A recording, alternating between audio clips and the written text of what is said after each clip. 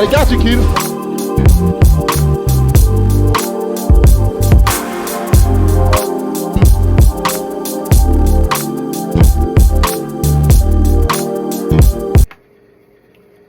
Hey, what's going on? What's going on? It's the Green Okie coming back at you again with another video. Okay, so I think some questions that I get from people kind of living here in Oklahoma, you know, would you raise children in Japan? So for the most part, this question is going to be a yes, but it's also going to be a depends, because it's going to depend on some circumstances. So, like I was saying in some previous videos, whenever you raise children in Japan, really skin color, that I say that comes second. But what really makes you Japanese is you being able to speak the language. And for example, whenever I was in Japan, there was this Fijian guy, and he was just as dark as me, but he spoke perfect Japanese. The mere fact that he could speak perfect Japanese, it almost eliminated all barriers that would have come his way and my way as well, because, you know, I was his roommate while I was living in Japan. And so essentially, you learning that language is either going to make or break your time in Japan. Now, if you are an English teacher, like I said, you don't have these concerns necessarily, because maybe you're just going there for a short time, or you may be a long-term, you know, resident, but you still have this insulated bubble, and you don't really have to necessarily integrate in full within the Japanese culture. So, but it's different if you have children. You see what I'm saying? Your life is finished in a sense whenever you come to Japan, if you know, while you are an adult, right?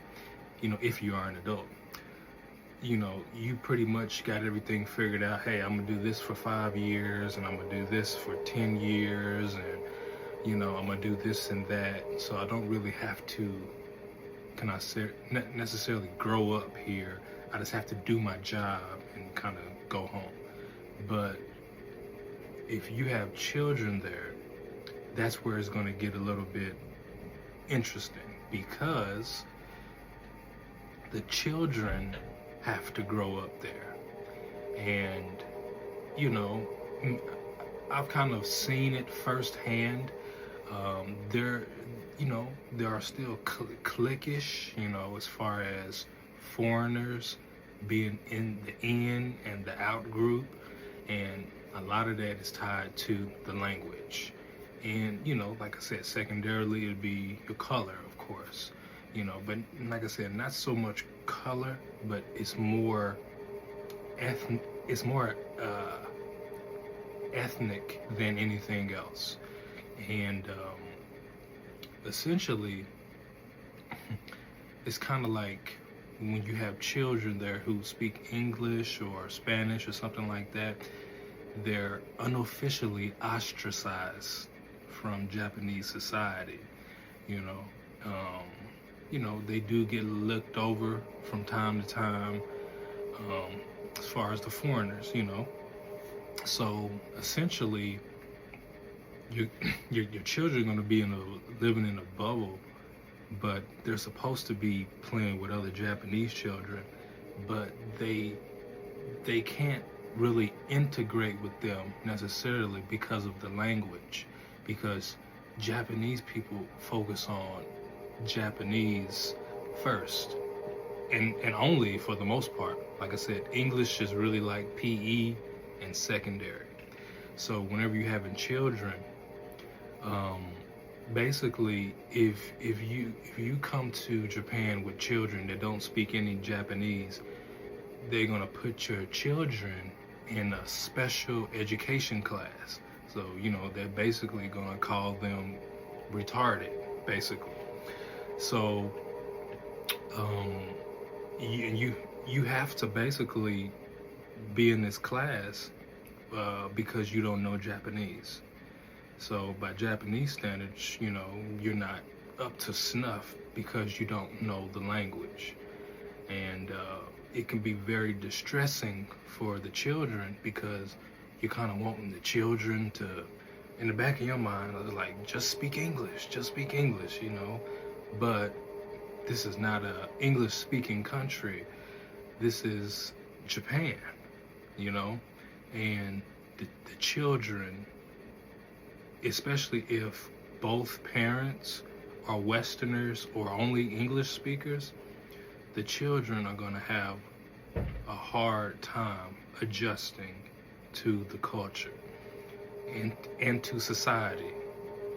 They're just going to feel on the outside looking in. And this is even more true the deeper you go into the countryside. Now, if you live in like Tokyo or something like that, you can probably find other Westerners that may be kind of in your same plight.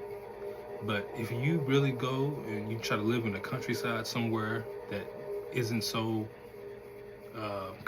acclimated to English, then your children are kind of going to be over here, and Japanese society is going to be over here.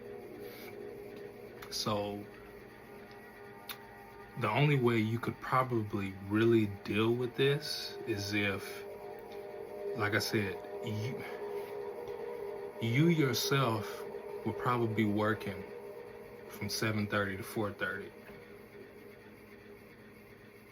You're not going to learn the language perfectly in 2 or 3 years. You see what I'm saying? So in those 2 or 3 years, your children still may only be half as good at speaking it, and reading it, that type of thing. So essentially, you're going to be by yourself, So to combat this, it is best if you go to Japan alone. It's best if you plan on having children there, it's best if you actually get like a Japanese wife, because that way the English will be automatic from the mother to the child, That'll be the best option. Or if you can plan ahead, you can, get somebody else. Maybe y'all can learn Japanese together, and then you can, kind of ease your children into it, because both of you will be, I say at least intermediate, and maybe if you can speak to them whenever they get home in Japanese, then they'll be able to function better in society once they go to school and interact with the other Japanese kids. So that's the other option. Or the third option is just not integrating at all and always feeling like a foreigner, and then just finding other English speaking children, who you can interact with. But if you live there for like 20 years or something like that, you don't want to still feel like a foreigner. You want to feel like I'm part of the society and stuff, But yeah, it's really just best if you just find a community that has both English speaking patrons, and those same patrons could possibly teach your children Japanese. That's pretty much the best outcome you can kind of hope for, because if not, it's like I said, it's going to be basically your child being left behind, in the sense where they don't really feel accepted, and they may have the wrong skin color, and I said it won't necessarily be because of the skin color, but that'll be definitely the second reason behind, because then it's just like, well, maybe you can't speak Japanese because you are black, which is not true, you know? It's just that we speak English first, right? So just be wary of those things if you plan on having children or living in Japan long term. Yeah. Either get a Japanese wife and kind of just integrate there. That, I think that may be the first or second option. Second option is to just basically you and your wife or whoever both learn Japanese and then just speak to your children for like an hour per day. And the third option is just finding a community that has both English and Japanese speakers. That way your children have a place to go to and confide in.